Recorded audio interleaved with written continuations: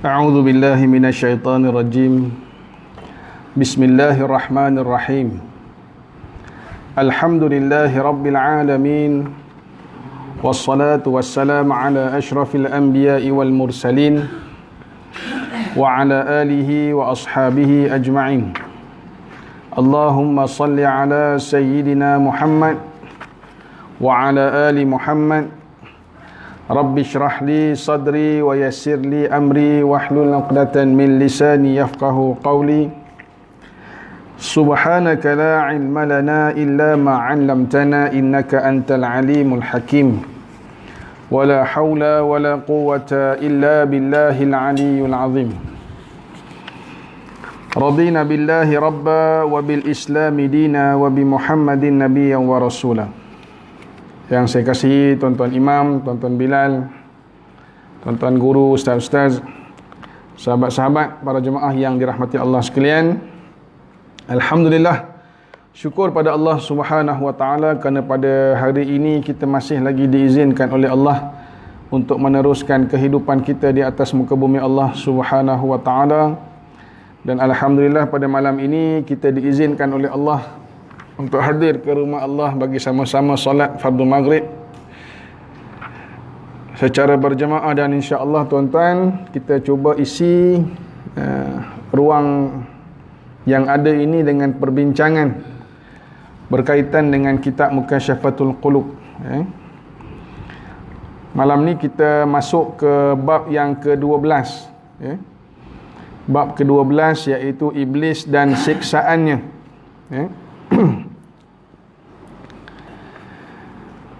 Allah Subhanahu wa taala berfirman, a'udzu billahi minasyaitonir rajim. Fa in tawallaw fa innallaha la yuhibbul kafirin. Artinya, jika mereka berpaling, sesungguhnya Allah tidak suka orang-orang kafir. Surah Ali Imran ayat 32. Yakni Allah tidak mengampuni atau menerima taubat mereka seperti tidak diterimanya taubat iblis kerana kekufuran dan kesombongan mereka. Namun Allah menerima taubat Nabi Adam AS kerana dia mengakui dosanya dan menyesalinya, juga dia mencela dirinya. Meskipun bukan dosa yang hakiki kerana Rasul itu maksum dari maksiat selamanya.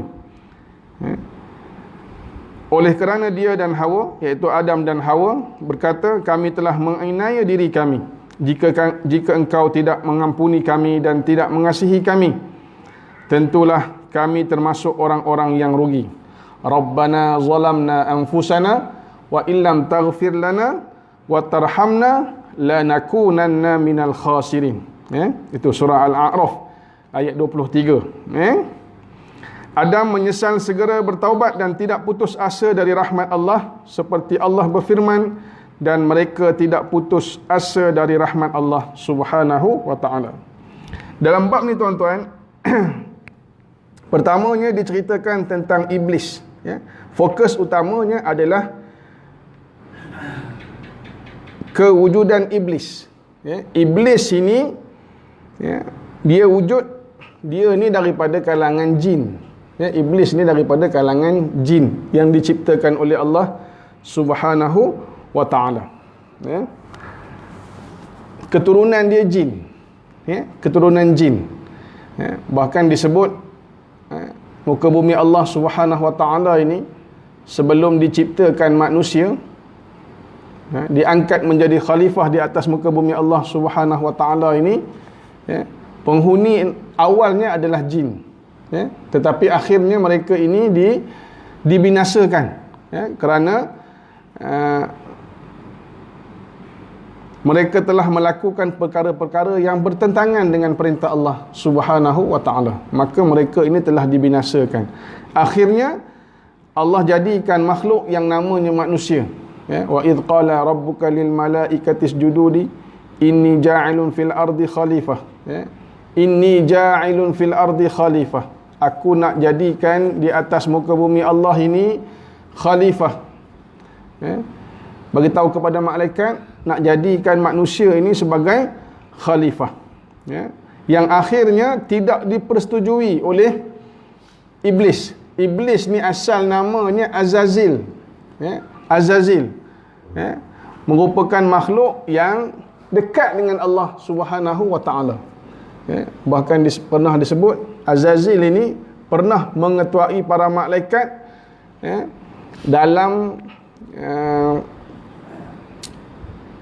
perintah untuk membinasakan jin yang ketika itu sedang mendiami muka bumi Allah Subhanahu wa taala. Sebab itu disebut tuan-tuan, iblis ini asalnya daripada kalangan jin yang namanya adalah Azazil, tetapi akhirnya ditukar namanya kepada iblis, kerana derhakanya Azazil terhadap perintah Allah Subhanahu wa taala. Sebab tu menurut Ibnu Manzur dalam Lisanul Arab, perkataan iblis ini asalnya daripada ablasa. Ablasa, yang bermaksud putus asa dari rahmat Allah Subhanahu wa taala. Dia putus asa daripada rahmat Allah Subhanahu wa taala. Ibnu Abbas dan Qatadah menyatakan bahawa nama iblis dalam bahasa Ibrani adalah Azazil. Manakala dalam tafsir Ibnu Kathir menyebut bahawa nama iblis dalam bahasa Arab ialah Al-Harith. Dalam kitab Hayya Al-Hayawan Al-Kubra disebut bahawa kunyah atau nama panggilan bagi iblis ialah Abu Murrah. Abu Murrah. Sebab tu tuan-tuan, iblis ini dia termasuk daripada kalangan jin yang kita tak boleh nampak, yang kita tak boleh lihat. Tak pernah, kita tak dapat tidak diizinkan oleh Allah Subhanahu wa taala untuk melihat jin. Tetapi beriman kepada perkara ghaib ini merupakan asas akidah. Asas akidah kita adalah beriman kepada perkara ghaib, benda yang kita tak nampak. Termasuklah syurga dan neraka yang kita tak boleh tengok. Kita tak mampu nak tengok. Malaikat pun kita tak nampak. Ini termasuk dalam perkara-perkara ghaib yang disebut dalam surah Al-Baqarah. Dalam surah Al-Baqarah sebut Alif Lam Mim dzalikal kitabu la raiba fihi hudan lil muttaqin alladzina yu'minuna bil ghaib. Orang mereka yang beriman kepada perkara-perkara ghaib. Benda-benda yang tak nampak, kita belum lagi diperlihatkan dengan perkara itu. Termasuklah soal alam kubur, alam barzah, mahsyar, benda-benda yang kita hanya dengar melalui perkhabaran Allah Subhanahu wa taala melalui wahyu Al-Quranul Karim yang diturunkan kepada Nabi Muhammad sallallahu alaihi wasallam. Tapi kita tak boleh nampak lagi. Tetapi tak dapat melihat perkara ghaib ini bukanlah mengatakan benda itu tak wujud. Bukan sandaran untuk kita memperkatakan oh benda ni tak wujud. Termasuklah jin, termasuklah syurga neraka, termasuklah alam barzah. Yang satu hari nanti kita daripada dunia ni, kehidupan dunia ni, kita akan berpindah ke alam barzah. Semua orang akan mati. Ketika itu baru kita dapat melihat perkara-perkara yang sekarang kita masih tak boleh lihat. Sebab tu disebut oleh Al-Hasan, di antara malam yang menjadi suatu malam yang tak pernah terfikir, tak pernah terbayang, tak pernah digambarkan oleh makhluk yang hidup, antaranya malam pertama ketika mana mereka berada di alam barzah, alam kubur. Sekarang kita hidup, bila ditakdirkan kita mati, bila kita mati nanti kita berpindah daripada alam dunia, berpindah ke satu alam namanya alam barzah, satu tempat persinggahan yang pertama sebelum kita dibangkitkan untuk dibawa menuju ke mahsyar, bertemu dengan Allah untuk diperhitungkan oleh Allah Subhanahu wa taala segala amal baik dan amal buruk kita ketika di dunia. Malam pertama di barzah tu merupakan suatu malam yang kita tak pernah dapat gambarkan. Kata Al-Hasan, makhluk hidup dia terkejut.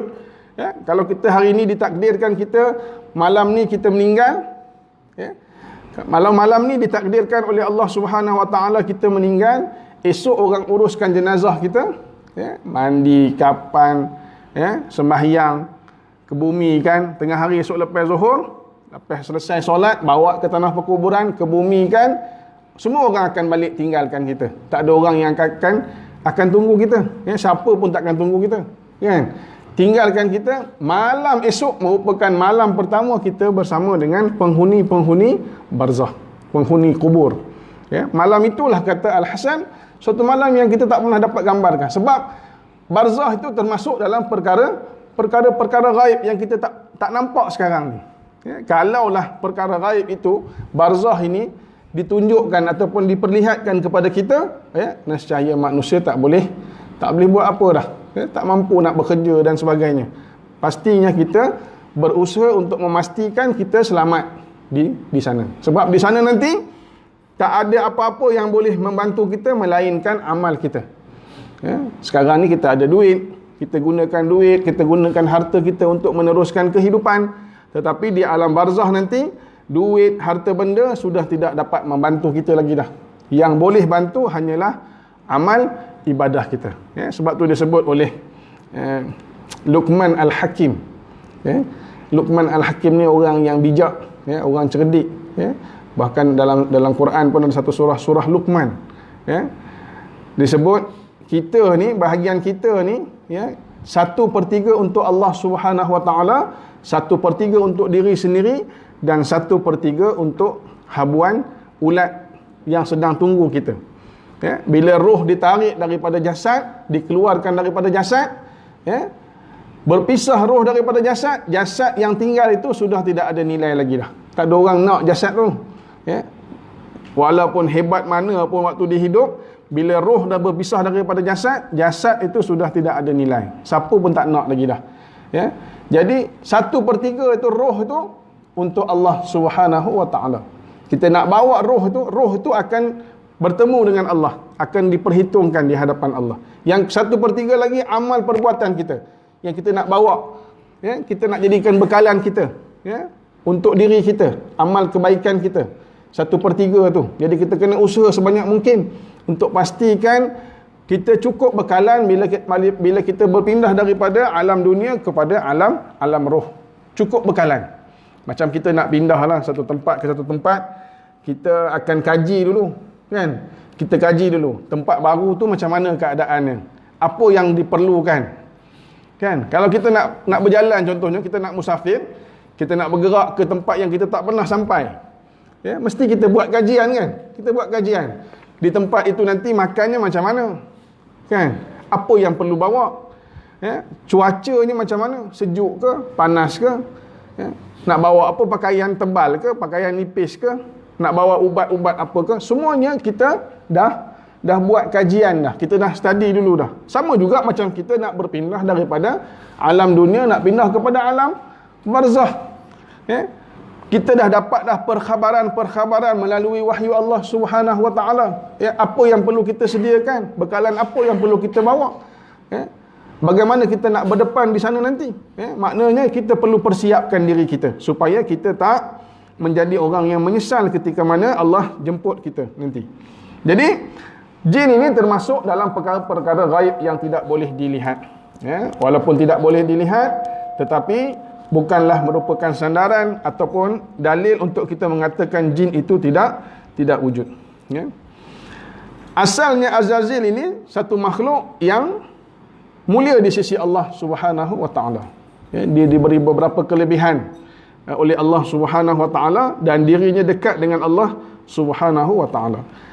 Cuma puncanya Allah halau dia keluar, dilaknat oleh Allah Subhanahu wa taala hanyalah kerana keengganan Azazil untuk sujud kepada Adam alaihi salam. Ya, Adam yang diciptakan oleh Allah sebagai khalifah itu, manusia pertama diciptakan, diminta Azazil ini untuk sujud kepada Adam, beliau enggan. Ya, dia tak nak, sebab dia kata aku ni dijadikan daripada api, sedangkan Adam AS ini dijadikan daripada tanah. Ya, kesombongan iblis, ya, kesombongan dia. Banyak perbahasan ulama kata sujud itu bukan sujud mengabdikan diri, tetapi sujud sebagai tanda hormat. Ya, bukan sujud macam kita sujud kepada Allah hari ini, bukan sujud sebagai hamba, tetapi sujud sekadar suatu penghormatan, memberi suatu penghormatan kepada makhluk yang namanya Adam AS. Ya, tetapi iblis ni enggan. Ya, dia enggan, dia tak nak. Ya, bahkan dia menyatakan kesombongan dia kerana dia diciptakan oleh Allah Subhanahu Wa Taala daripada api, sedangkan Nabi Adam AS diciptakan daripada tanah. Ya. Cerita tentang iblis ni dirakamkan oleh Allah Subhanahu Wa Taala dalam surah Al-Hijr. Ya. Kalau tuan-tuan buka surah Al-Hijri, ya, surah ke-15, ya, bermula daripada ayat 34, tuan-tuan akan lihat bagaimana diceritakan tentang iblis ini. Ya. Bagaimana iblis ni menjawab ketika mana Allah sebut qala ya iblis, ma laka alla takuna ma'as sajidin. Hai iblis, apa sebabnya engkau tidak turut bersama mereka yang sujud itu? Allah tanya. Ya. Qala lam akun li asjuda li basharin khalaqtahu min salsalin min hama'in masnun. Iblis menjawab, aku tidak patut sujud kepada manusia yang engkau jadikan dia dari tanah liat yang kering, yang berasal dari tanah kental yang berubah warna dan baunya. Lalu Allah murka kepada iblis. Allah kata, qala fakhruj minha fa innaka rajim. Ya, kata Allah, kalau demikian keluarlah engkau daripadanya, kerana sesungguhnya engkau dari sekarang ke masa depan adalah suatu makhluk yang diusir. Ya, engkau makhluk yang diusir. Kerana apa? Kerana kesombongan dia. Wa inna alaika la'nata ila yaumiddin, dan sesungguhnya engkau ditimpa laknat terus menerus hingga ke hari kiamat, kata Allah. Ya, puncanya kerana enggan sujud hormat kepada Nabi Adam alaihi salam. Lalu kata iblis, qala rabbi fa anzirni ila yaumi yub'atsun. Ya, minta. Iblis ini dia tak pernah dia bukan tidak mengakui, ya, kekuasaan Allah Subhanahu Wa Taala. Bahkan dia tahu bahawa tiada Tuhan yang patut disembah melainkan Allah. Tetapi kerana kesombongan dia, kerana keangkuhan dia, menyebabkan dia enggan sujud kepada Nabi Adam AS. Ya, ada yang kata kerana dendam awalnya. Ya, sebab jin ini, iblis ini, dia daripada keturunan jin. Ya, bila mana Allah perintahkan untuk dibinasakan jin-jin yang sedang berada di muka bumi ketika itu, kerana kekufuran mereka di atas muka bumi, dibinasakan jin ini. Akhirnya bila Allah kata aku nak lantik, nak jadikan satu makhluk lain yang namanya manusia, maka jin dia rasa tak puas hati. Ya, dia tak puas hati.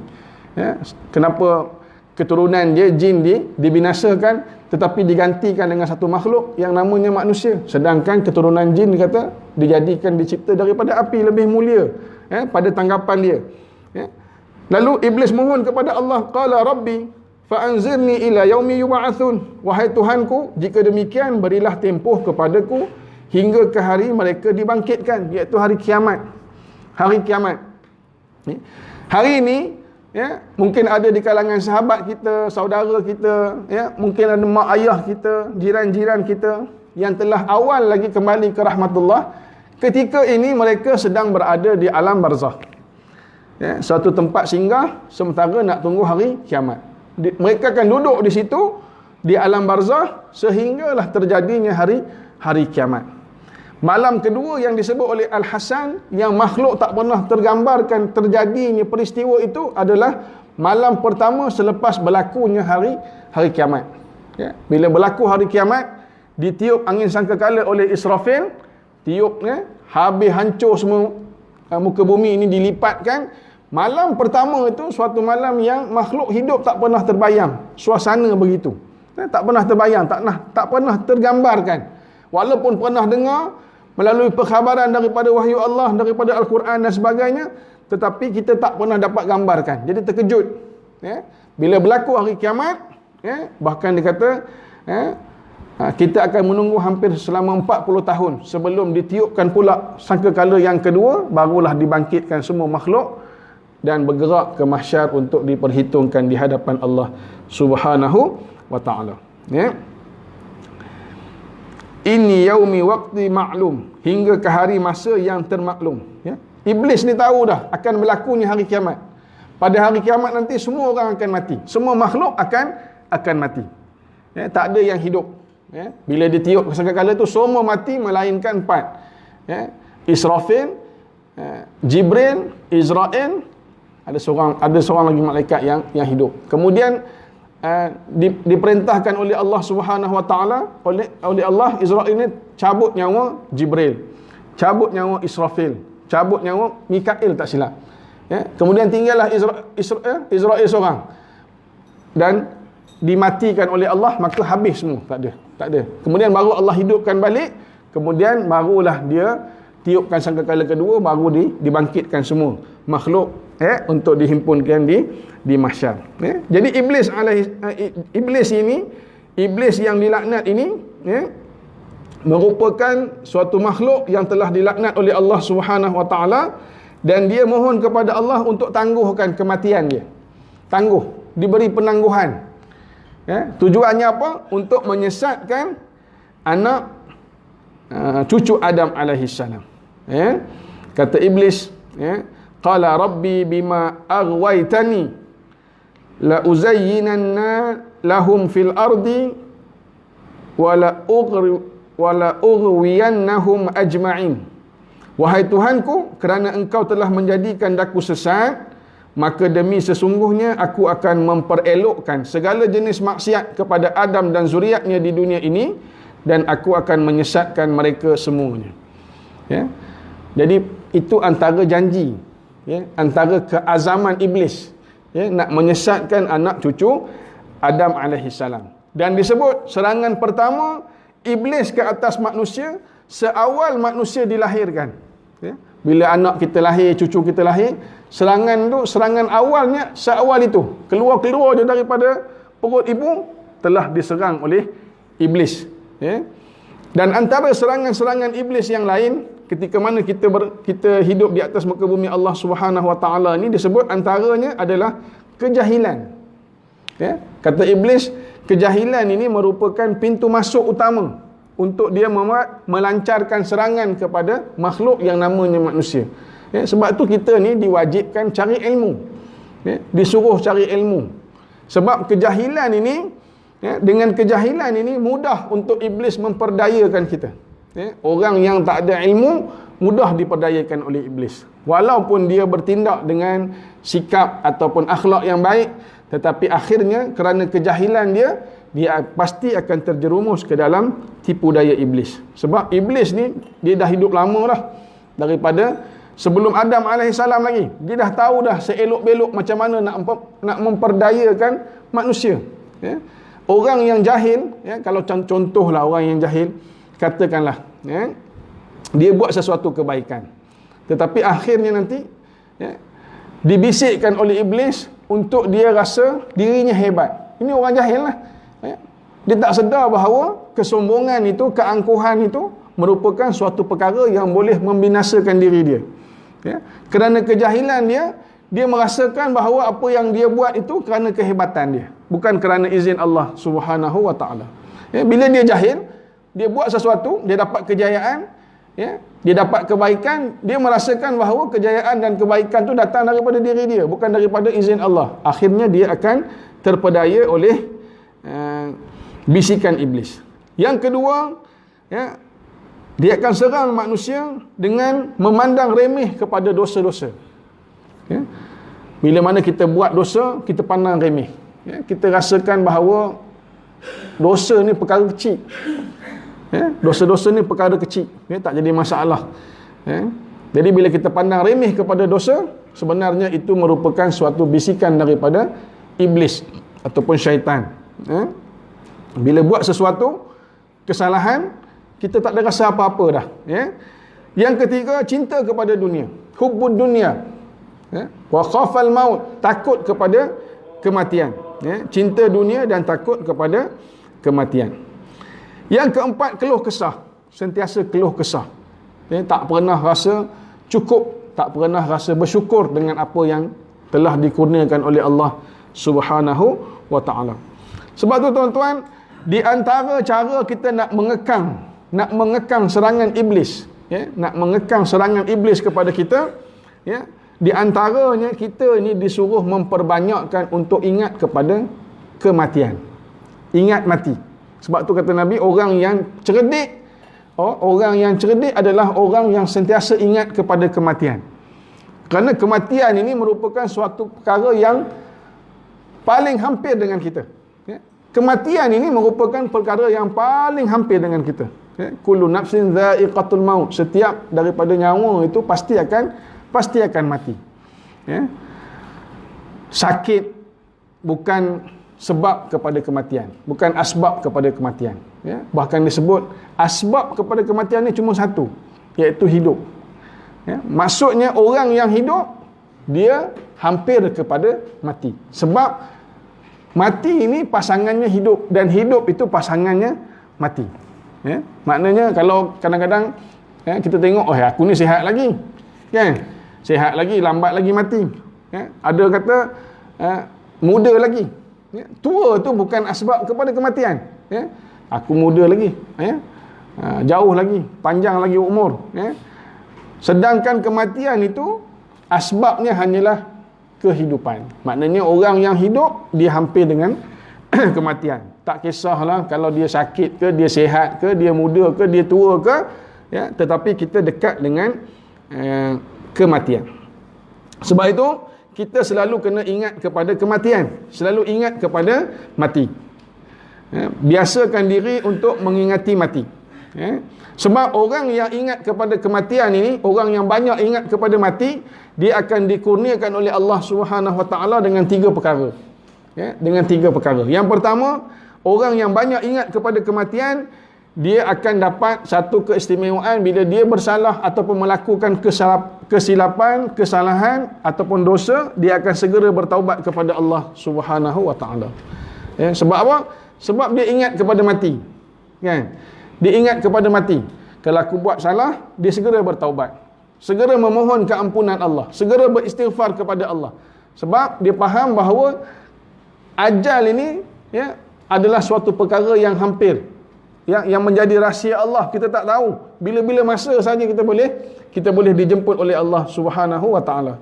Jadi orang yang jarang ingat kepada mati, ya, bahkan lalai daripada mengingati mati, ya, adalah orang yang bila dia melakukan kesalahan, dia pandang remeh dengan dosa-dosa dia. Ya. Dia terpedaya dengan bisikan syaitan. Ya. Bila dia melakukan dosa, dia rasa dia hidup lama lagi, tunggu dululah, ya, nantilah bertaubat, ya, lambat lagi mati. Yang kedua, orang yang sentiasa mengingati mati, ya, dia dapat menangkis serangan syaitan. Kerana apa? Kerana dia akan dikurniakan dengan hati yang dipenuhi dengan sikap menerima. Hati dia ni penuh dengan sikap menerima. Ya, apa juga yang Allah kurniakan kepada dia, dia syukur, terima. Ya, dia tak ada keluh kesah. Ya, tak merungut. Ya, tak merungut. Ya, tak ada rasa tamak, tak ada rasa tak cukup. Apa yang dia dapat, dia syukur. Ya, kalau dia dapat kurang, ya, dia syukur, dia redha. Kalau dapat lebih, dia syukur. Ya. Disebut perkataan yang mudahnya sebut qanaah. Ya, sifat qanaah yang sentiasa rasa cukup, qanaah ni. Dia sebut apa? Innal qanu'ah qad yakunu bi makna redha. Qanaah ini, ya, maknanya redha dengan apa juga pemberian Allah. Allah bagi berapa pun syukur kepada Allah. Ya, redha, terima seadanya. Ya. Jadi orang yang ingat kepada kematian ini, hati dia sentiasa penuh dengan sikap menerima apa juga kurniaan Allah Subhanahu wa ta'ala. Kerana apa? Kerana dia faham bahawa kehidupan di dunia ini sifatnya hanyalah sementara sahaja. Ya, sementara. Ya, sekejap je. Tempohnya terlalu singkat. Yang ketiga, orang yang sentiasa ingat kepada kematian akan dikurniakan dengan sifat rajin beribadah kepada Allah Subhanahu wa taala. Ringan beribadah.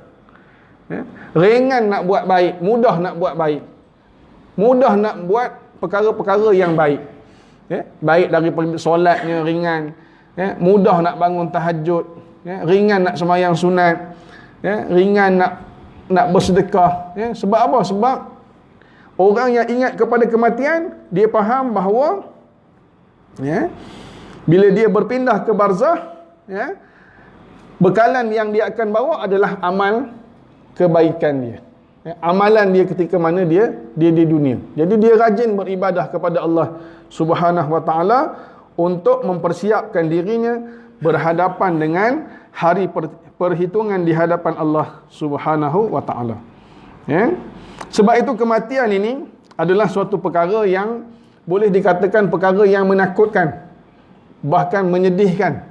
Ya, tetapi orang yang lalai daripada mengingati mati adalah suatu perkara yang lebih menakutkan. Orang yang lalai ingat kepada mati, sebenarnya dia berada dalam keadaan yang lebih menakutkan. Bayangkan bagaimana orang yang tak pernah langsung ingat kepada kematian, tiba-tiba dia dijemput oleh Allah Subhanahu wa taala, berada di barzah, di azab.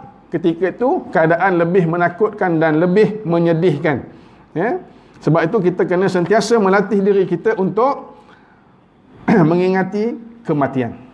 Adapun iblis tidak mengakui dosanya, tidak menyesalinya, tidak mencela dirinya dan tidak segera bertaubat, malah dia putus asa dari rahmat Allah Subhanahu wa taala dan paling teruk dia bersikap sombong dan angkuh. Ya, sombong dan angkuh. Dia tak ada rasa dia bersalah pun. Dia tak pernah rasa dia bersalah. Ya, walaupun dia telah dilaknat oleh Allah Subhanahu wa taala, dia tak memandang perkara itu suatu perkara yang menjadi kekurangan diri dia. Ya, dia tak pernah rasa bersalah. Sikit pun tak pernah rasa bersalah. Sebab tu dalam satu kisah bagaimana diceritakan bahawa iblis datang kepada Nabi Musa alaihi salam, dia berkata kepada Musa, "Ya Musa, Allah telah memilihmu dengan risalahnya dan berbicara padamu." Musa menjawab, "Ya." "Lalu apa yang engkau inginkan wahai iblis?" Iblis berkata, "Ya Musa, katakan kepada Tuhanmu bahawa aku hendak bertaubat." Okay? Nak bertaubat. Suatu hari dia terfikir dia nak bertaubat, dia jumpa pada Nabi Musa alaihi salam. Jumpa pada Musa, minta Musa sampaikan kepada Allah, bagi tahu kepada Allah aku nak bertaubat. Lalu Nabi Musa mendapat wahyu, disebut oleh Allah, "Hai Musa, ku terima taubatnya jika dia sujud pada Adam di kuburnya." Kata Allah Subhanahu wa taala. Lalu disampaikan kepada iblis. Apa yang iblis dapat? Dia marah. Iblis marah. Dia marah dan dengan sombong iblis berkata, "Sedangkan di syurga aku tidak mahu sujud padanya, ini kan pula dia telah mati. Ini kan pula nak sujud pada kubur. Waktu dia di syurga pun aku tak nak sujud." Ya, bagaimana iblis ni sombong. Sebab tu barang siapa seperti iblis, Allah tidak akan menerima taubatnya. Allah takkan terima.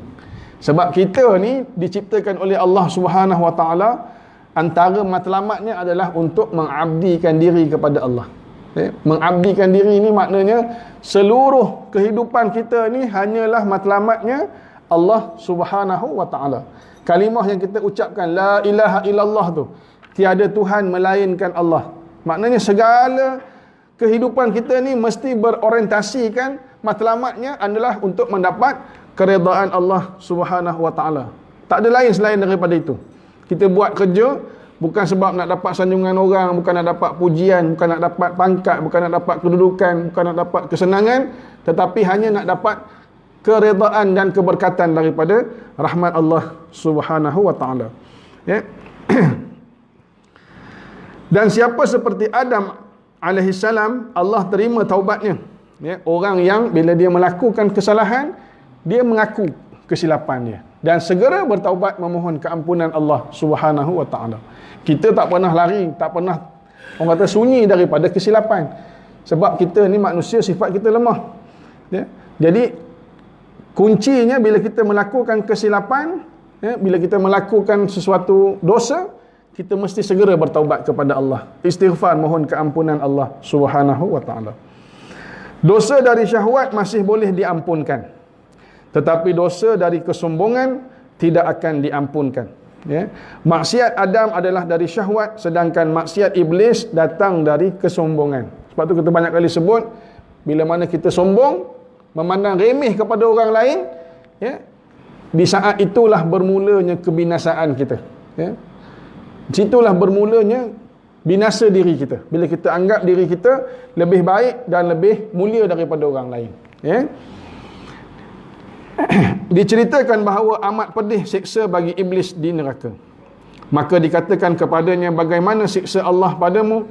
Iblis menjawab, amat pedih. Lalu dikatakan kepadanya, Adam berada di syurga, sujudlah padanya dan minta ampun supaya Allah mengampunimu. Iblis tetap menolak, maka diberatkan lagi siksaannya sebanyak 70 kali ganda. Begitu sombongnya, orang kata apa, bahasa kita sekarang ni, tingginya ego iblis. Ya. Terlalu tingginya ego iblis sampai suatu ketika di saat dia sedang diazab di neraka Allah Subhanahu Wa Taala dalam keadaan azab yang sangat siksa, sangat pedih, lalu dikatakan kepada dia, Adam sekarang ni sedang berada di syurga Allah. Ya, maka sujudlah, beri penghormatan kepada Adam supaya Allah boleh mengampuni kamu sebagaimana Allah ampunkan Adam. Ya, kata iblis tak. Ya, tak nak. Ya, azab tu dah pedih dah. Tapi dia masih lagi enggan. Kerana apa? Kerana terlalu tinggi egonya, kesombongannya. Maka diberatkan lagi siksaan ke atasnya. Tersebut dalam khabar, sesungguhnya Allah mengeluarkan iblis dari neraka setiap 100,000 tahun sekali. 100,000 tahun sekali Allah akan keluarkan iblis daripada neraka. Demikian pula Adam dikeluarkan. Lalu Allah memerintahkan iblis sujud pada Adam. Namun iblis menolak, maka dikembalikan lagi ke neraka Allah Subhanahu Wa Taala. Sebab tu tuan-tuan, kita kena didik hati kita ini, ya, nak lembutkan hati kita ini, ya, dengan selalu zikir kepada Allah, ingat kepada Allah, ya. La ilaha illallah, la ilaha illallah. Ingat bahawa tiada Tuhan melainkan Allah Subhanahu Wa Taala. Kita nak latih diri kita ni supaya nak jadi hamba Allah yang memang sifatnya mengabdikan diri kepada Allah. Ya. Sebab tu di antara tanda-tanda husnul khatimah ketika mana kita berdepan dengan sakaratul maut, ya, antaranya adalah bila mana kita dapat melafazkan kalimah tauhid la ilaha illallah. Ya. Pendek je kalimah ni, la ilaha illallah, tiada Tuhan melainkan Allah, tapi dia akan jadi berat, sukar untuk disebut ataupun dilafazkan ketika sakaratul maut sekiranya kehidupan kita, urusan kehidupan kita ini tidak berlandaskan kepada Al-Quran dan sunnah Nabi sallallahu alaihi wasallam. Ya. Itu yang disebut sebagai ahlus sunnah wal jamaah tu. Nak berpegang teguh kepada Al-Quran dan sunnah Nabi sallallahu alaihi wasallam. Ya. Kalau waktu hidup kita jauh daripada Quran, jauh daripada sunnah Nabi, macam mana di ambang sakaratul maut nanti kita nak dapat lafaz la ilaha illallah. Ya. Satu kalimah yang nampak ringan, tetapi, ya, siapa yang dapat melafazkan man kana akhiruhu kalamihi la ilaha illallah dakhalal jannah. Siapa yang akhir kalam akhir dia adalah kalimah la ilaha illallah, dia akan masuk ke syurga Allah Subhanahu Wa Taala. Ya, dakhalal jannah. Dan itu di antara tanda-tanda husnul khatimah. Ya. Orang yang berakhir dengan kalimah la ilaha illallah ini, ya, tanda dia berakhir dengan pengakhiran yang terbaik di sisi Allah Subhanahu Wa Taala. Ya, sebab tu kita kena usaha diri kita. Ya. Disebut kita ni, kata Abdullah bin Al-Izzar, ya, setiap daripada kita ni ada dua rumah, kata Abdullah. Ya, ada dua rumah. Satu rumah yang kita ada sekarang ni, rumah yang berada di permukaan bumi. Ya, yang kita duduk sekarang ni, ada orang duduk rumah teres, ada orang duduk rumah banglo, ada rumah 2 tingkat, ada yang 3 tingkat, ada yang 5 tingkat. Ya, ada yang semidi, rumah yang berada di permukaan bumi. Kita berlumba-lumba nak memperelokkan rumah ini.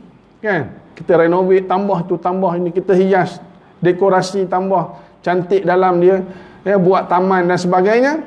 Tetapi kita lupa satu lagi rumah yang kita akan duduk nanti, rumah yang berada di perut bumi. Ya, rumah tu sedang berada di perut bumi. Ya, yang sedang menanti kita sebenarnya. Setiap daripada kita pasti akan pergi ke situ. Mesti akan berpindah ke situ. Rumah yang sedang berada di perut bumi. Itu pun rumah kita. Sementara kita nak dibangkitkan nanti. Ya? Tapi kita jarang memikirkan persiapan kita untuk berpindah ke satu lagi rumah, iaitu rumah yang sedang berada di perut bumi. Kita sibuk dengan rumah yang sedang berada di atas permukaan bumi. Kita seolah-olah kita nak duduk sini selama-lamanya. Hias cantik, tak ada masalah, tak jadi masalah. Kita nak buat rumah cantik, selesa dan sebagainya, tak ada jadi masalah. Tetapi jangan kita lupakan rumah kedua yang akan kita duduk nanti, yang berada di perut bumi. Jangan lupa, alam barzah, alam kubur yang kita akan duduk bila mana kita dijemput oleh Allah Subhanahu wa taala. Saudaraku, jika engkau ingin selamat dari iblis, mohonlah perlindungan dari Allah Subhanahu wa taala. Kalau nak selamat daripada iblis, tak ada cara lain melainkan kita berlindung dengan rahmat Allah Subhanahu wa taala. A'udzu billahi minasyaitonir rajim. Sesungguhnya aku berlindung dengan Allah daripada syaitan yang direjam. Ketika datang hari kiamat, maka diletakkan kerusi dari neraka. Iblis duduk di atasnya. Lalu syaitan dan orang-orang kafir mengelilinginya. Suaranya bagaikan suara himar. Dia berkata, wahai ahli neraka, sudahkah engkau terima janji Allah hari ini? Mereka berkata, sesungguhnya Allah telah menunaikan janjinya. Allah berkata, ini adalah hari putus asa dari rahmat. Hari kita berhimpun di mahsyar nanti, suatu hari kita nak diperhitungkan oleh Allah. Ketika itu, kita tak boleh patah balik dah, tak ada peluang kedua dah. Disebut sebagai hari putus asa. Putus asa. Orang-orang kafir, orang-orang yang kufur kepada Allah, ketika mana dia hidup, mereka putus asa di saat itu, melihat azab Allah yang sedang menanti mereka. Allah memerintahkan malaikat memukul mereka dan pengikutnya hingga mereka berhiruk pikuk di dalamnya sampai sehingga 40 tahun dan tidak dikeluarkan untuk selama-lamanya. Orang yang kufur kepada Allah, orang kafir, orang yang tak pernah beriman kepada Allah, mereka akan duduk di situ selama-lamanya. Sebab tu tuan-tuan, nikmat iman yang kita ada hari ini, nikmat Islam yang kita dapat hari ini adalah suatu nikmat yang tak ternilai sebenarnya. Tak ternilai. Nikmat iman yang kita ada ni, bahkan nikmat itu kita dapat percuma. Kan? Kita tak pernah langsung bersusah payah pun nak dapat nikmat ni. Keluar-keluar je daripada perut ibu, kita telah diazankan. Kan? Kita diazankan. Kita lahir dalam keluarga Islam. Kita dapat percuma tanpa ada sebarang pengorbanan, tak ada. Kita dapat percuma. Kalau itu pun kita tak boleh nak jaga, pasti kita akan jadi orang yang menyesal ketika mana kita berdepan dengan Allah Subhanahu wa taala. Benda yang suatu nikmat yang boleh memastikan kita ini selamat daripada azab Allah. Jaga sungguh-sungguh nikmat iman dan nikmat Islam.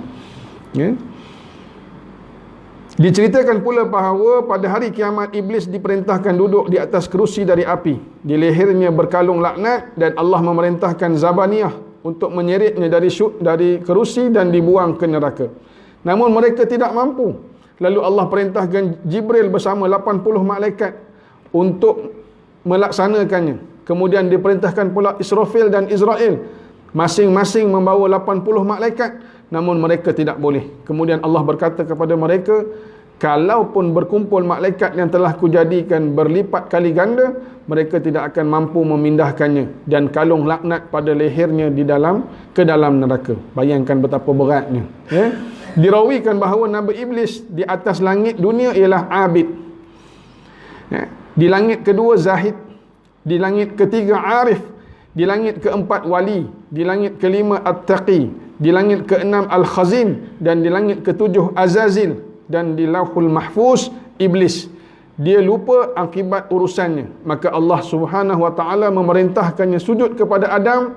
Dia berkata, apakah dia lebih mulia dari aku? Bukankah aku lebih mulia daripadanya? Kau jadikan aku dari api dan kau jadikan dia dari tanah. Allah berkata, aku boleh berbuat sekehendakku. Dia rasa diri dia lebih. Bila dia tak dapat tandingi kemuliaan Adam dari sudut pengetahuan, dia menjadikan alasan penciptaannya. Ya, dia jadikan alasan keturunan dia, ya, untuk memastikan, untuk membuktikan bahawa dia lebih mulia daripada Nabi Adam alaihissalam.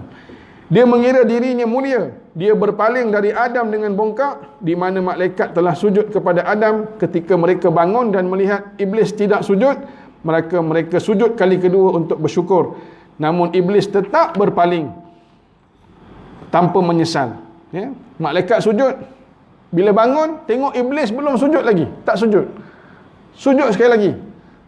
Tapi iblis masih lagi tak nak sujud. Lalu Allah menjadikan rupanya seperti babi, kepalanya seperti unta, dadanya seperti punggung unta besar, mukanya bagaikan kera, kedua matanya sobek sepanjang mukanya, hidungnya agak berlubang lebar, bibirnya bagai bibir Thur, taringnya keluar, janggutnya berbulu 7 panjang sekali. Allah sentiasa melaknatnya sampai hari kiamat kerana dia kafir dari malaikat yang paling agung menjadi sedemikian rupa. Sesungguhnya ini adalah merupakan peringatan. Itu yang penting. Kisah ini, ya, dia punya titik yang paling penting adalah peringatan kepada kita. Ya, suatu ingatan Allah kepada kita supaya kita ini tidak mengikuti ataupun menjejaki sifat-sifat yang dimiliki oleh iblis. Daripada malaikat, daripada makhluk yang mulia di sisi Allah, akhirnya dilaknat dan dihina sampai tahap macam itu. Kerana apa? Kerana cuma satu keengganan. Ya, kerana sifat sombong dan bongkak iblis.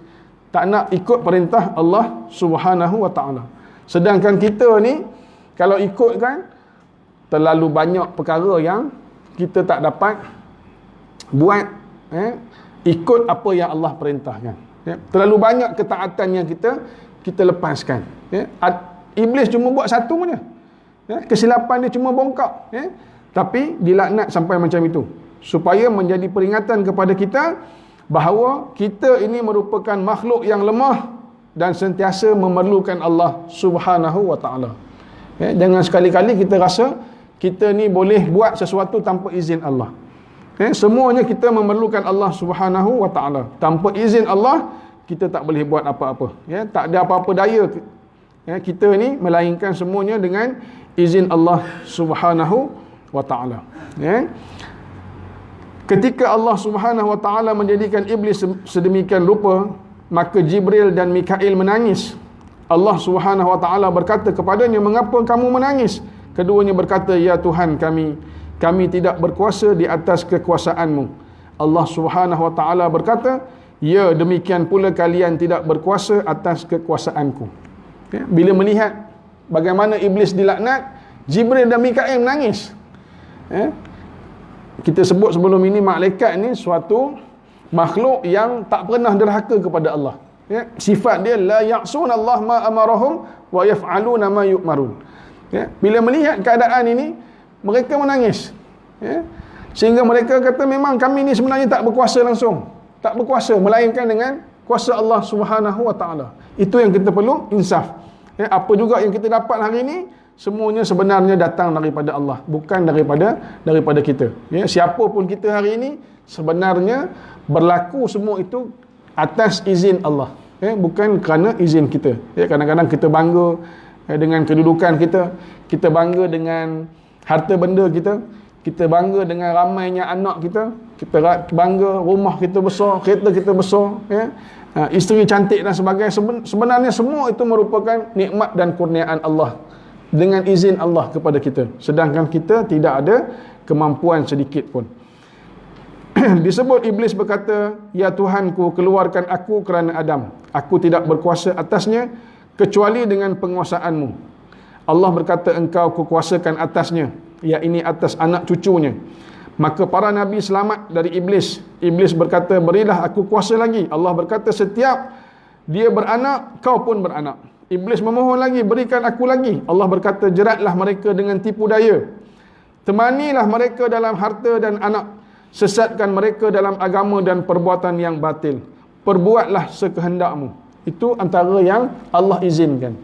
Ya? Sampai tahap kita kena yakin apa yang iblis berjaya buat, ya? Kalau dia berjaya tipu manusia, berjaya bisik kepada manusia benda-benda yang batil, sebenarnya itu juga datang daripada izin Allah. Kalau Allah tak izinkan, dia tak boleh nak buat. Maknanya iblis pun tak ada apa-apa sebenarnya, melainkan semua datang daripada izin Allah Subhanahu wa taala. Lalu Adam berkata, "Ya Tuhanku, engkau telah berikan kuasa kepada iblis kepadaku, maka aku tidak boleh menghalanginya kecuali dengan pertolonganmu." Allah berkata, "Setiap umatmu akan dijaga oleh malaikat." Adam memohon lagi, tambahkanlah lagi. Allah berkata, "Setiap kebaikan yang dilakukan diberi pahala 10 kali ganda." Minta kepada Allah kelebihan. Bila Allah bagi kelebihan kepada iblis, Nabi Adam AS pun mohon kepada Allah kelebihan. Kata Allah, antara kelebihan dia, setiap daripada kita ni akan dijaga oleh malaikat. Yang kedua, setiap perbuatan kita, amal kebaikan kita akan diberi pahala 10 kali ganda. Buat satu kebajikan, Allah bagi 10 kali ganda kebaikan. Adam berkata, tambahkanlah lagi. Allah berkata, aku terima taubat mereka selama mereka masih hidup. Antara kelebihan kita, buat apa pun, banyak mana pun dosa kita, sebesar mana pun dosa kita, kalau kita segera bertaubat kepada Allah, memohon keampunan Allah, Allah akan terima taubat kita. Selagi mana ajal ataupun sakaratul maut, kita tak berada di sakaratul maut. Selagi mana kita masih hidup, taubat kita akan diterima oleh Allah Subhanahu wa taala. Waktu hidup kita inilah kita nak mohon ampun kepada Allah. Waktu dah mati tak boleh dah. Waktu hidup inilah kita nak dapat pengampunan Allah. Kelebihannya, dosa apa pun yang kita buat, Allah akan terima taubat kita bila mana kita memohon keampunan Allah Subhanahu wa taala. Tetapi itu antara dosa kita dengan Allah. Tapi dosa kita dengan makhluk, hablum minan nas, perlu kita selesaikan dengan makhluk. Dosa dengan Allah, kita mohon ampun kepada Allah, Allah terima taubat kita. Tapi dosa kita dengan makhluk, tak dapat tidak, kita kena selesaikan. Sebab tu disebut, nanti suatu ketika, ada roh yang tertahan di pintu syurga. Roh ini dah banyak dah amal kebaikan dia, dah layak nak masuk syurga, tapi akhirnya dia tersekat di pintu syurga. Sebab apa? Kerana hutang piutang yang belum diselesaikan ketika mana dia hidup. Maknanya urusan dia sesama manusia. Orang yang berhutang, bukan saja hutang duit. Hutang duit satu perkara. Mungkin ada hutang-hutang lain. Mungkin hutang dari segi hutang hati. Hutang hati ni apa? Orang yang pernah sakitkan hati orang lain. Mungkin dia pernah ngumpat, pernah buat fitnah, pernah tindas, pernah zalim pada orang. Dia berhutang dengan orang tu. Sebab tu di mahsyar nanti, setiap orang akan dituntut daripada orang yang dia inaya di dunia. Sebab tu ada roh yang dia tertahan di pintu syurga sebab hutang tak selesai. Antara hubungan sesama manusia tak selesai. Sebab tu waktu kita hidup ni, kalau boleh cari jalan untuk kita selesaikan semua perkara-perkara yang bersangkutan dengan orang. Hutang baik hutang duit, hutang harta, mungkin hutang perasaan, kan? Mungkin kita pernah sakitkan hati orang, hutang dari sudut apa? Fizikal, mungkin kita pernah pukul orang, orang tak redha, kita pernah zalim pada orang, kita pernah tindas orang, tipu orang. Semua tu kita kena selesaikan supaya di sana nanti kita tak tersangkut pergerakan kita. Sebab tu kata Nabi, sesungguhnya kata Nabi, alam barzah ni merupakan persinggahan pertama kita sebelum menuju ke akhirat. Sebelum kita menuju ke akhirat, alam barzah tu, alam kubur tu persinggahan pertama. Jika seseorang selamat melalui barzah tu, melalui alam kubur itu, maka perjalanan yang seterusnya itu akan menjadi lebih ringan. Kalau peringkat paling awal di barzah tu, daripada dunia kita pindah ke barzah, kalau di barzah itu kita boleh selesai, boleh selamat, maka perjalanan seterusnya termasuklah mahsyar, termasuklah hari perhitungan, insya-Allah akan menjadi lebih ringan. Tapi kalau persinggahan yang pertama itu sudah tak selamat, berpindah ke alam barzah tu pun dah diazab teruk, maka perjalanan seterusnya nanti akan menjadi lebih sukar, menjadi lebih susah. Termasuklah waktu kita menunggu giliran untuk diperhitungkan oleh Allah Subhanahu wa taala. Perhitungan tu seorang-seorang. Seorang-seorang. Maknanya setiap daripada kita, tak ada seorang pun akan terlepas untuk diperhitungkan oleh Allah. Seorang demi seorang.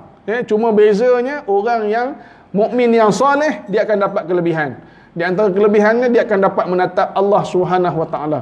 Waktu giliran ditunggu untuk diperhitungkan itu pun singkat.